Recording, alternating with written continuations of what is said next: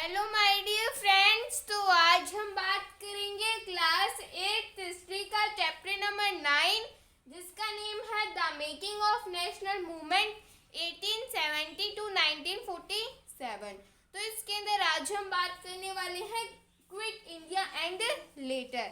तो इसके पिछले वीडियो के अंदर हमने क्विट इंडिया एंड लेटर के बारे में थोड़ा बहुत जाना था। तो पिछले वीडियो के अंदर हमारा ये टॉपिक पूरा नहीं हो पाया था कुछ रीजंस के कारण। तो इस वीडियो के अंदर हम हमारे इस टॉपिक को पूरा कंप्लीट कर लेंगे। तो हमने देखा था कि क्या हो रहा था, जो वर्ल्ड वार हो रहा था वो होने वाला था। तो बाद में हमारे जितने भी लीडर्स थे उन्होंने ब्रिटिशर से रिक्वेस्ट करी। उन्होंने बोला कि हम जो है आप जब वार लड़ोगे हिटलर के साथ में तो हम इंडिया के अंदर कोई भी बड़े मूवमेंट को लॉन्च नहीं करेंगे। क्यों नहीं करेंगे? क्योंकि जो हिटलर था वो लोगों को मारता था। तो बाद में हमारे इंडियन लीडर्स ने सोचा कि हमारी आज़ादी लेने से सबसे बड़ी प्रॉब्लम ये हिटलर है।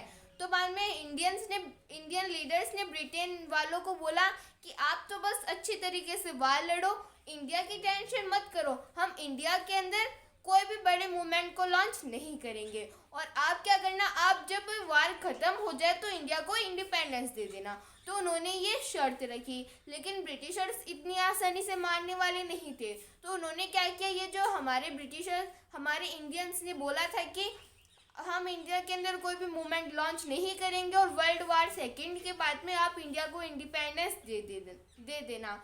लेकिन ब्रिटिशर्स ने नहीं माना और उन्होंने कुछ भी नहीं किया। तो बाद में हमारे इंडियन लीडर्स ने क्या किया कि मिड वर्ल्ड वार के अंदर जब वर्ल्ड वार स्टार्ट हुआ था तो उसके बीच में उन्होंने क्या किया, एक बड़े मूवमेंट को लॉन्च कर दिया जिसका नेम था क्विट इंडिया मूवमेंट। लेकिन एक बड़ी दिक्कत थी। दिक्कत क्या थी? दिक्कत ये थी कि जितने भी लीडर्स थे उन सभी को ब्रिटिशर्स ने जेल के अंदर डाल दिया। जब वर्ल्ड वार सेकेंड स्टार्ट होने वाला था तो ब्रिटिशर्स को लगा कि अगर हम जब वार लड़ेंगे हिटलर के साथ में तो पता नहीं इंडिया के अंदर ये जो लीडर्स ये कोई बड़े मूवमेंट को लॉन्च ना कर दें। तो इन्होंने जितने भी बड़े बड़े लीडर्स थे सभी को पकड़ पकड़ के जेल के अंदर डालना स्टार्ट कर दिया। तो जब उन्होंने जेल के अंदर डालना स्टार्ट कर दिया तो बाकी के जितने भी लोग थे वो उनसे नाखुश थे, क्योंकि उन्होंने लीडर्स को जेल के अंदर डालना स्टार्ट कर दिया। और वहाँ पे महात्मा गांधी ने भी भूख हड़ताल जो है वो कर दी थी। तो महात्मा गांधी ने वहाँ पे भूख हड़ताल कर दी और लोगों को भी बड़ा गुस्सा है कि हमारे लीडर्स को ब्रिटिशर्स ऐसे कैसे जेल के अंदर डाल सकते हैं, उन्होंने तो कोई गुनाह भी नहीं किया। तो बाद में इंडियंस ने क्या किया, जितने भी पीपल्स थे उन्होंने एक बड़े मूवमेंट को लॉन्च कर दिया। अपने लीडर्स महात्मा गांधी की बिना एब्सेंस के अंदर, महात्मा गांधी की एब्सेंस के अंदर ही उन्होंने एक बड़े मूवमेंट को लॉन्च कर दिया। तो जब उन्होंने इस बड़े मूवमेंट को लॉन्च किया तो अब ब्रिटिशर्स का तो ब्रूटल रिस्पॉन्स रहेगा। तो महात्मा गांधी ने बोला कि हम ज़्यादा तो नहीं लेकिन थोड़ा बहुत वायलेंस को एडॉप्ट कर लेंगे, क्योंकि जब भी हम नॉन वायलेंसली ब्रिटिशर्स के अगेंस्ट में जाते हैं तो उसका ब्रिटिशर्स रिस्पॉन्स वायलेंट तरीके से देते हैं। तो बाद में महात्मा गांधी ने बोला कि हम थोड़ा बहुत वायलेंट हो जाएंगे। तो बाद में उन्होंने क्या किया, उन्होंने लोगों को बोला कि आप ज़्यादा वायलेंस को तो एडॉप्ट मत करना। अगर ब्रिटिशर्स आपके ऊपर हमला करें तब आप थोड़ा बहुत वायलेंस को एडॉप्ट कर लेना, वरना बिल्कुल भी वायलेंस को एडॉप्ट मत करना। तो लोगों ने इस बार क्या किया, महात्मा गांधी की बात को अच्छे से माना और उन्होंने नॉन वायलेंस तरीके से नॉन वायलेंटली ब्रिटिशर्स के अगेंस्ट में इस मूवमेंट को लॉन्च कर दिया। अब ब्रिटिशर्स का रिस्पॉन्स क्या रहा? ब्रिटिशर्स का तो ब्रूटल रिस्पॉन्स रहा। तो उन्होंने क्या किया, बाय द एंड ऑफ 1943, ये मूवमेंट कब लॉन्च हुआ था? 1943 के अंदर। तो 1943 के एंड के अंदर क्या होता है, ओवर 90,000 पीपल वर अरेस्टेड, 90,000 लोगों को अरेस्ट कर लिया जाता है। Around 1000 killed in police firing, और पुलिस फायरिंग के अंदर 1000 लोगों की डेथ हो जाती है।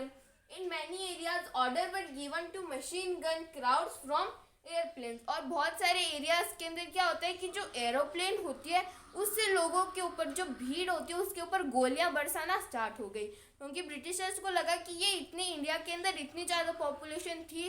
तो ब्रिटिशर्स को लगा कि इस पॉपुलेशन को हम ऐसे तो कंट्रोल नहीं कर सकते। तो उन्होंने क्या किया, एरोप्लेन से नीचे गोलियां बरसाना स्टार्ट कर दिया।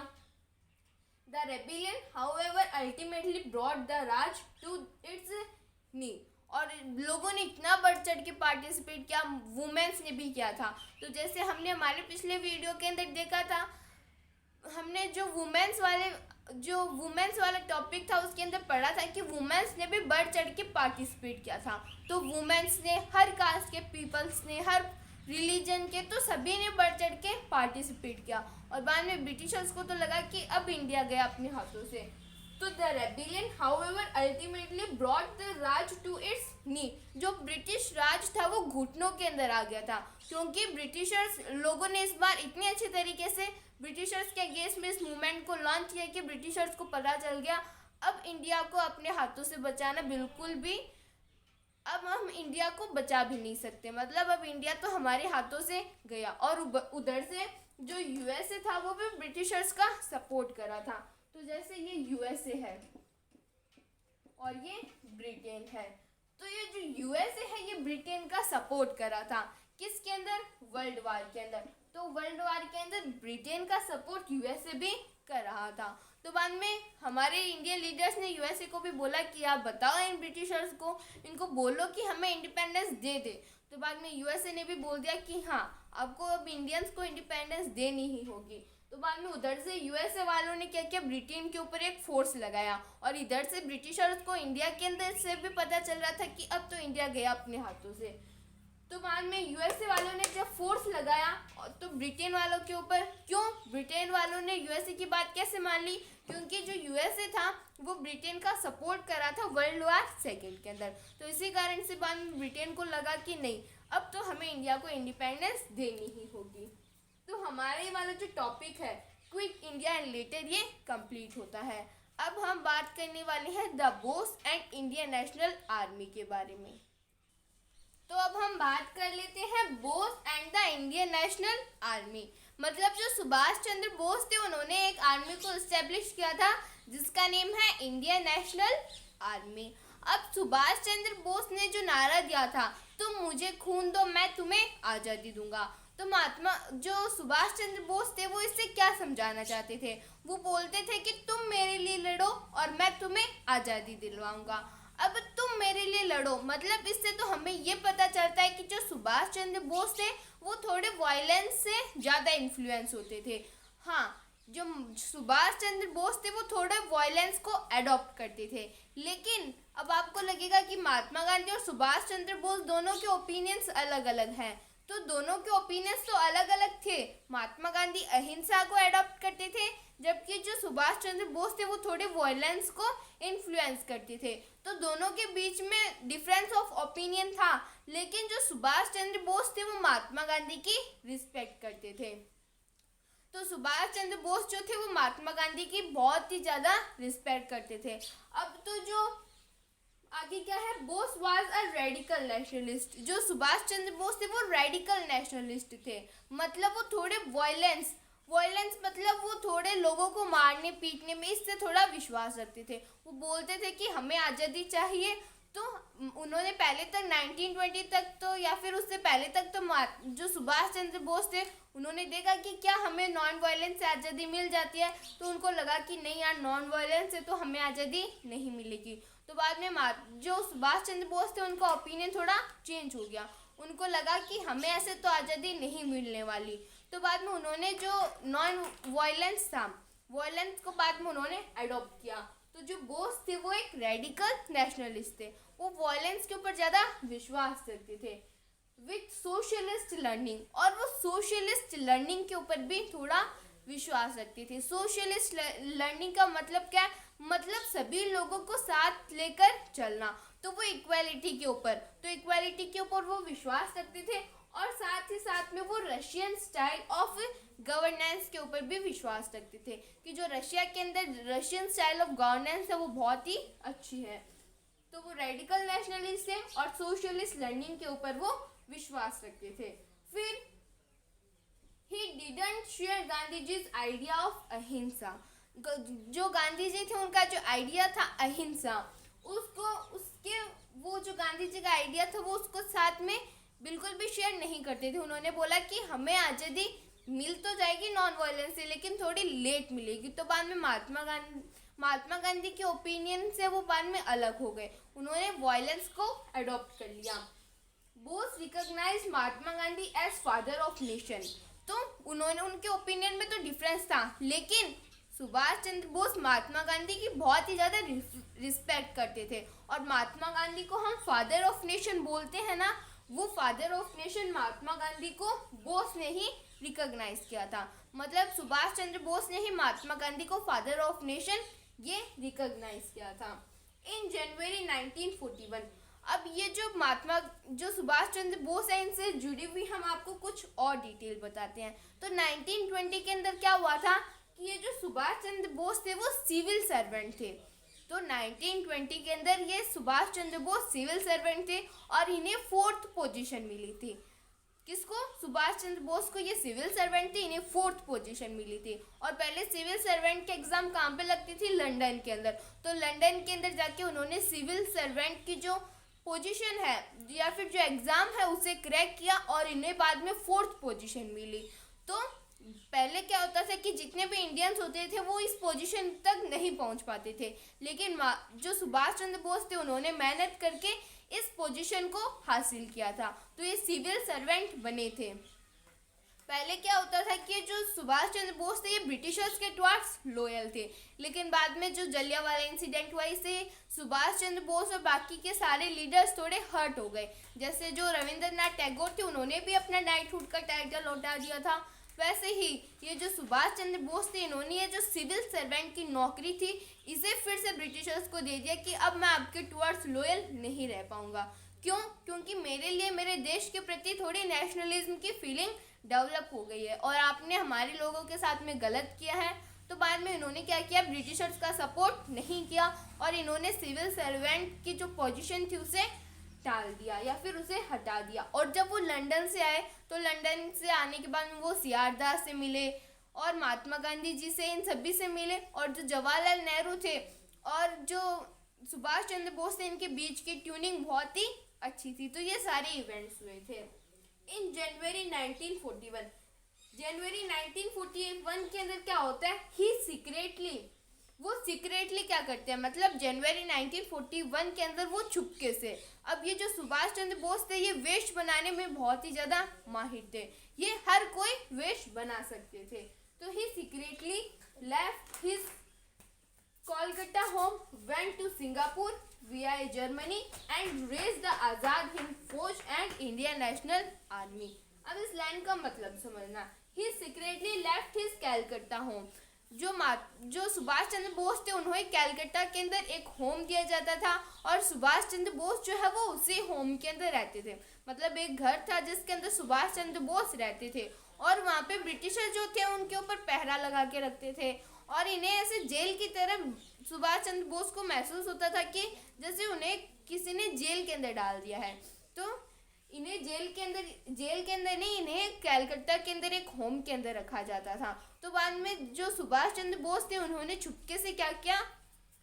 चुपके से उन्होंने वेश बदल के, जो पुलिस थे उनके सामने से वो कहाँ पे चले गए? सीधे वो वेंट टू सिंगापुर, वो सिंगापुर चले गए। मतलब जो सुभाष चंद्र बोस थे उन्हें कैलकाटा के अंदर एक होम के अंदर रखा जाता था, तो वहाँ से जो सुभाष चंद्र बोस थे वो निकल के सिंगापुर पहुँच गए। अब एक टीम थी ब्रिटेन की, दूसरी टीम थी जर्मनी की, और जर्मनी की टीम के अंदर कौन कौन था? जापान था और जर्मनी थी, तो ये सभी थे। तो बाद में जो सुभाष चंद्र बोस है वो सिंगापुर पहुँचते हैं, जापान भी पहुँचते हैं, via जर्मनी, वो जर्मनी के अंदर। अब वो पहले सिंगापुर भी जाते हैं, वो रशिया भी जाते हैं। तो रशिया से पहले उनको लगा कि रशिया जो है वो हमारी हेल्प करेगा, किस चीज़ में? वो हमें इंडिपेंडेंस दिलाने में। अब ये जो सुभाष चंद्र बोस थे ये हमारे देश को आज़ादी दिलवाना चाहते थे, सभी लीडर्स हमारे देश को आज़ादी दिलवाना चाहते थे, वही काम सुभाष चंद्र बोस भी करना चाहते थे। अब उन्हें लगा कि यार मुझे तो इस घर के अंदर कैद करके रखा हुआ है और अब तो मैं यहाँ पे कोई काम भी नहीं कर सकता, और अगर मैं पूरे इंडिया के अंदर घूमूंगा तो भी मुझे कोई ब्रिटिशर्स पकड़ लेंगे। तो बाद में वो कहाँ गए? सिंगापुर के अंदर गए। पहले रशिया के अंदर गए थे, तो जितने भी रशिया के पीपल्स थे या फिर रशिया की जो गवर्नमेंट थी उनसे उन्होंने रिक्वेस्ट किया कि आप जो है हमारी ब्रिटेन से ब्रिटेन से हमें इंडिपेंडेंस दिलवाने में हमारी हेल्प करो। लेकिन रशिया ने मना कर दिया। रशिया ने बोल दिया कि हम तो ब्रिटेन के साथ में हैं। तो बाद में वो जर्मनी, फिर वो सिंगापुर के अंदर गए, फिर वो जर्मनी के पास गए, हिटलर के पास गए। तो हिटलर जापान, यहाँ पे वो गए थे जर्मनी और जापान के अंदर। तो जर्मनी और जापान के अंदर बाद में वो जो इंडियन नेशनल आर्मी थी वो उन्होंने बनाई थी। तो इंडियन नेशनल आर्मी जो है वो बनाई थी किसने? सुभाष चंद्र बोस ने, जर्मनी के अंदर। अब वो हिटलर से अपना वेश बदल के, अपना नाम बदल के मिले थे। तो वो जर्मनी के अंदर गए, हिटलर से मिले और बाद में उन्होंने वहाँ पे इंडियन नेशनल आर्मी बनाई। अब इंडियन नेशनल आर्मी जो बनाई थी उसके अंदर कौन थे? उसके अंदर इंडियंस थे। अब इंडियन नेशनल आर्मी जर्मनी के अंदर, इंडियंस कहाँ से पहुँच गए? तो पहले एक ब्रिटेन की टीम थी, एक इंडिया की टीम थी। अब ब्रिटेन की टीम के अंदर जो जितने भी ब्रिटेन की टीम के अंदर हमारे जो इंडियंस थे वो भी उनका सपोर्ट कर रहे थे, क्योंकि यूएसए वालों ने बोला कि आप जो है इंडिया को इंडिपेंडेंस दे देना। अभी अभी हमने पढ़ा था। तो बाद में हमारे इंडियंस ने भी सोचा कि हम थोड़ा बहुत ब्रिटिशर्स का सपोर्ट कर देते हैं। तो जितने भी इंडियन पीपल्स थे वो ब्रिटेन के लिए लड़ रहे थे। तो बाद में जितने भी वहाँ पे ब्रिटेन के लिए लड़ रहे थे लोग, किसके अगेंस्ट में? जर्मनी, जापान के अगेंस्ट में। तो उन्होंने क्या किया? सरेंडर कर दिया। किसको सरेंडर कर दिया? खुद को जापान के अगेंस्ट में सरेंडर कर दिया। अब जब उन्होंने खुद को जापान के अगेंस्ट में सरेंडर कर दिया तो जितने भी जापान वाले पीपल्स थे उन्होंने उन लोगों को मारा नहीं। क्यों? क्योंकि सुभाष चंद्र बोस ने बोल दिया कि ये तो क्या है, ये तो इंडियंस है। पहले ये आपके अगेंस्ट में लड़ रहे थे, अब ये ब्रिटेन के अगेंस्ट में लड़ेंगे।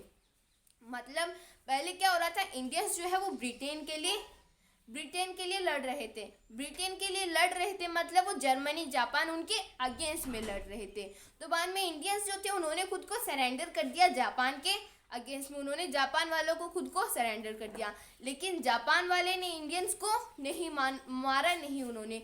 क्यों? क्योंकि सुभाष चंद्र बोस ने बोल दिया था कि अब तक हम आपके अगेंस्ट में लड़ रहे थे, लेकिन अब हम आपको सपोर्ट करेंगे और ब्रिटेन के अगेंस्ट में लड़ेंगे। तो जब जापान के लोगों को उन्होंने ऐसे बोला कि हम आपका सपोर्ट करेंगे, तो जापान के जितने भी लीडर्स थे उन्होंने, जितने भी हमारे पीपल्स थे जिन्होंने खुद को सरेंडर किया था, उनको मारा नहीं। सुभाष चंद्र बोस ने उनसे रिक्वेस्ट की और कुछ जापान के लीडर्स, कुछ सोल्जर्स जापान के और वो इंडिया के लीडर्स, जो इंडिया के सोल्जर्स थे, उन्होंने मिलके एक इंडियन नेशनल आर्मी बनाई। तो इंडियन नेशनल आर्मी कहाँ पे बनी? जापान के अंदर। इंडिया के सोल्जर्स और जापान के सोल्जर्स ने मिलके वो इंडियन नेशनल आर्मी बनाई। और उन्होंने वहाँ पे एक रेडियो को भी इस्टेब्लिश किया था ताकि वो लोगों से अपनी जो जितने भी थॉट्स है वो लोगों को बता सके। तो उन्होंने वहाँ पे रेडियो भी इस्टेब्लिश किया था। तो वहाँ पे उन्होंने क्या किया? आज़ाद हिंद फौज बनाई इंडियंस के साथ में और जापान के लोगों के साथ में मिलकर उन्होंने ये फौज बनाई थी इन 1944। अब वो जितने भी फौज थी वो तो बन गई। अब 1944 के अंदर क्या होता है, एक बार हम थोड़ा इसे इरेज कर देते हैं। तो in 1994 the Indian national army tried to enter India. अब ये देखो, जैसे मान लेते हैं कि ये क्या है? इंडिया है, और इधर इंडिया के बाद में बाकी की कंट्रीज है। तो यहाँ पे क्या है? म्यांमार है, ऐसे समझ लेते हैं। तो ये क्या है? म्यांमार है। अब म्यांमार के अंदर भी उन्होंने कुछ इस्टेब्लिश कर रखा था अपना, मतलब इंडियन जो फौज थी हमारी आज़ाद हिंद फौज, उसके कुछ पीपल जो है वो म्यांमार के अंदर भी थे। अब जो जितने भी इंडियन पीपल्स होते हैं, तो इन 1944 के अंदर क्या होता है? The Indian national army tried to enter India. जो इंडियन नेशनल आर्मी है वो इंडिया के अंदर आने के लिए ट्राई करती है। तो ये इंडियन नेशनल आर्मी इंडिया के अंदर आना चाहती है थ्रू इम्फाल एंड कोहिमा। कहाँ से? इम्फाल और कोहिमा से वो इंडिया के अंदर एंटर करना चाहती है। But the campaign failed. ये आती किसके साथ में है? क्योंकि इंडियन नेशनल आर्मी के अंदर जापान के लोग भी थे और इंडिया के लोग भी थे। तो वो इंडिया के अंदर एंटर करना चाहते हैं। कहाँ से? इम्फाल और कोहिमा से। तो वो जापान से चले थे, तो सिंगापुर इन सभी को हराते हराते वो इंडिया के अंदर आए और बाद में उन्होंने इंडिया के ऊपर अटैक करने की सोची। अब इन्होंने इंडिया तो उनका ही देश था, तो इन्होंने बाद में इंडिया के अगेंस्ट में अटैक करने की क्यों सोची? तो वो इंडिया के अगेंस्ट में अटैक नहीं करना चाहते थे, वो ब्रिटेन के अगेंस्ट में अटैक करना चाहते थे कि ब्रिटेन जो है, हम जो है इंडिया के ऊपर अटैक करेंगे, हम ब्रिटेन वालों को हरा देंगे और वहाँ पे बाद में हम हमारे रूल को इस्टेब्लिश कर लेंगे। तो मतलब वो इंडिया को ब्रिटेन से इंडिपेंडेंस दिलवाना चाहते थे। तो इन्होंने इंडिया के अंदर घुसने की कोशिश की, कहाँ से, इम्फाल और कोहिमा से। लेकिन ये जो कैंपेन है ये फेल हो गया। तो बट द कैंपेन फेल, लेकिन ये कैंपेन फेल हो गया। There were many reasons of it, और इसके बहुत सारे रीजंस है कि ये जो कैंपेन था ये फेल हो गया। क्यों फेल हुआ? तो प्रोमिनेंट 2 रीजंस हैं जिन्हें मैं आपको अब बताऊंगी। तो पहला रीजन क्या है? पहला रीजन ये है कि जो जापान के सोल्जर्स थे और जो इंडिया के सोल्जर्स थे, इनके बीच में डिस्क्रिमिनेशन होता था। मतलब इंडिया के सोल्जर्स को अच्छे से खाना नहीं दिया जाता था, उनके बीच में डिस्क्रिमिनेशन होता था। तो बाद में इंडिया के सोल्जर्स और जापान के सोल्जर्स अलग अलग हो गए। तो पहला रीज़न तो ये हुआ कि जापान के सोल्जर्स और इंडिया के सोल्जर्स अलग अलग हो गए क्योंकि इंडियंस के साथ में डिस्क्रिमिनेशन होता था। और दूसरा रीज़न क्या है कि ये वाला जो एरिया है हमारा, यहाँ पे बहुत ज़्यादा बारिश होती है। तो बारिश के कारण फ्लड, ये सारी सिचुएशन डेवलप हो जाती है। तो थोड़ी बहुत सिचुएशन जो है वो ख़राब हो गई थी।